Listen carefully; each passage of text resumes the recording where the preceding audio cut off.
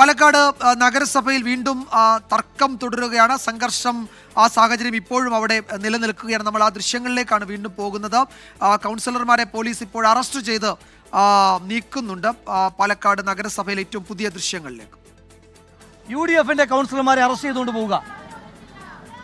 വനിതകളെ ആക്രമിച്ച തലക്കടിക്ക് നിങ്ങൾ കണ്ടില്ലേ? 4 കൗൺസിലർമാർ ആശുപത്രിയിലല്ലേ? 2 വനിതകളടക്കം 2 വനിതാ കൗൺസിലർമാരടക്കം 4 പേർ ആശുപത്രിയിലാണ്.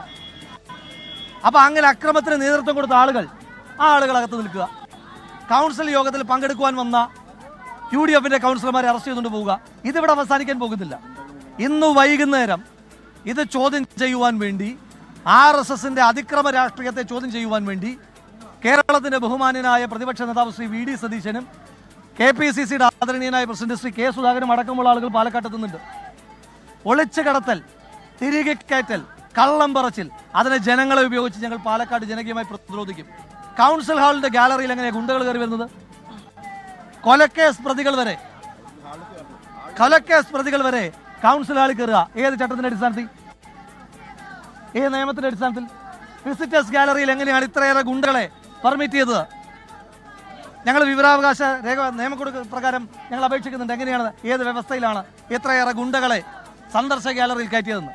ബോധപൂർവം അക്രമം നടത്താൻ, അക്രമത്തിലൂടെ അല്ലാതെ ഈ അജണ്ട നടപ്പിലാക്കാൻ കഴിയില്ല എന്ന ഉത്തമമായ ബോധ്യം RSSന് ഉണ്ട് എങ്കിൽ, BJPക്ക് ഉണ്ട് എങ്കിൽ ജനകീയമായി പ്രതിരോധിക്കും. ഒരു തർക്കവും വേണ്ട. തുടക്കമല്ലല്ലോ, ഇത് കണ്ടിന്യൂസ് പ്രോസസ് അല്ല. എത്ര ദിവസമായി ഞങ്ങൾ ഈ വിഷയം എപ്പോഴെങ്കിലും വിട്ടിട്ടുണ്ടോ?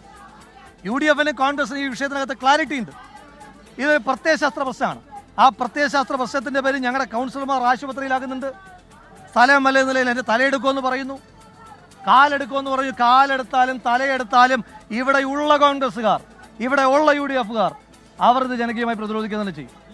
എങ്ങനെയൊക്കെയാണെങ്കിലും ഈ പിന്മാറില്ല എന്നാണ് ചെയർപേഴ്സൺ പറയുന്നത്. പേര് മാറ്റില്ല എന്ന് പറയുന്നത്. അത് നമുക്ക് നോക്കാമെന്നേ. ഞങ്ങളിത് രാഷ്ട്രീയമായി നേരിടും, ജനകീയമായി നേരിടും, നിയമപരമായി നേരിടും. ഇതെല്ലാം കടന്ന് അതിക്രമത്തിലൂടെ നടപ്പിലാക്കാനാണ് ശ്രമിക്കുന്നതെങ്കിൽ 6 മാസത്തിനപ്പുറം മുനിസിപ്പൽ ഇലക്ഷൻ ഉണ്ടല്ലോ. ജനകീയമായി പേരുമാറ്റം ഞങ്ങൾക്കറിയാം. പോലീസ് കൗൺസിലർമാരെ പോലീസ് ഇപ്പോൾ അറസ്റ്റ് ചെയ്ത് നീക്കി. രാഹുൽ മാങ്കൂട്ടത്തിൽ MLA കടുത്ത പ്രതിഷേധം അറിയിക്കുകയാണ്. UDF കൗൺസിലർമാർക്ക് മർദ്ദനമേറ്റു. കൗൺസിലർമാർ ആശുപത്രിയിലാണ്.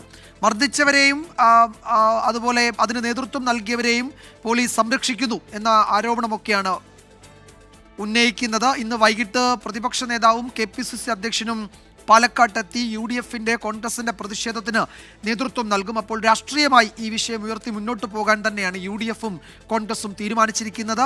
അവിടെ തർക്കം തുടരുകയാണ്. പ്രതിപക്ഷത്തെ അംഗങ്ങളെ അറസ്റ്റ് ചെയ്തു നിൽക്കുന്നതിനെതിരെയൊക്കെ വലിയ പ്രതിഷേധം അവിടെ രൂപപ്പെട്ടു വരുന്നുണ്ട്.